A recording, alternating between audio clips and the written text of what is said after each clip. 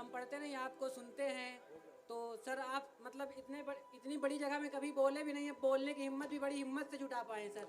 तो सर हम ये पूछना चाहते हैं सर कि हमारे देश में मतलब इतना करप्शन है जो भी है कि मतलब हम पैदा होते हैं तो पैदा होने से ही मतलब रिश्वतखोरी चलने लगती है सर, और मरते हैं तो मरने के बाद भी मतलब चले जाते हैं फिर भी रिश्वतखोरी बनी रहती है सर।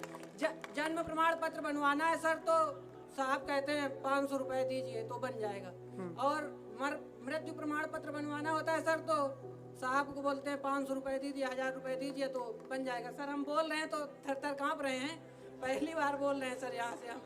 तो सर मतलब कुछ हो सकता है अपने देश का क्या कोई जिस दिन जी सर इस देश में ना तो यहाँ के अधिकारी करप्ट हैं और ना यहाँ के नेता, तो करप्ट है कौन? इस देश की जनता पैसा लेके वोट देती है, पैसा लेकर। वो जो शरीफ नेता यहाँ पे, वो जो शरीफ लोग मौजूद हैं तुम्हारे बीच, तुम अपने ही धर्म का नेता चुनो, अपने ही जाति का चुनो, अंबेडकर जैसा चुनो, राम मनोहर लोहिया जैसा चुनो। राम मनोहर लोहिया की मृत्यु हुई, उनके जेब में 20 रुपया पड़ा हुआ था, 20 रुपया, और उन्होंने अंतिम इच्छा ये थी कि जब मैं मरूंगा तो मेरी डेड बॉडी को इलेक्ट्रिक मशीन में जलाना, क्योंकि भारत एक गरीब देश है और इस गरीब देश का पैसा मेरी मिट्टी में नहीं लगना चाहिए। जब तक इस देश की जनता ऐसे नेताओं को दोबारा नहीं चुनेगी, घर जाकर बुलाना पड़ेगा, तुम्हें ढूंढना पड़ेगा कि चाचा हमारी तरफ से चल के इलेक्शन लड़ लो, चाचा हम वोट देंगे चाचा आपको।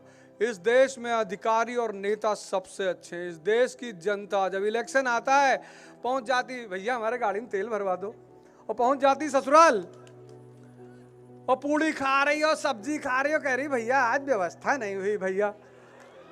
तो जो तुम्हारे ऊपर 100 करोड़ रुपया खर्चा करके तुमसे वोट खरीद रहा है, तुम सोचते हो वो अपना पैसा निकालेगा? नहीं, वो तो कहो जन्म और मृत्यु का पैसा ले रहा है, नहीं तो भगवान से समझौता करके तुमको वहां एंट्री का भी पैसा ले तुमसे वो।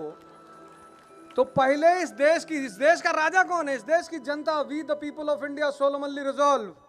और जिस दिन इस देश की जनता अच्छी हो जाएगी उस दिन इस देश का नेता खुद ब खुद अच्छा हो जाएगा।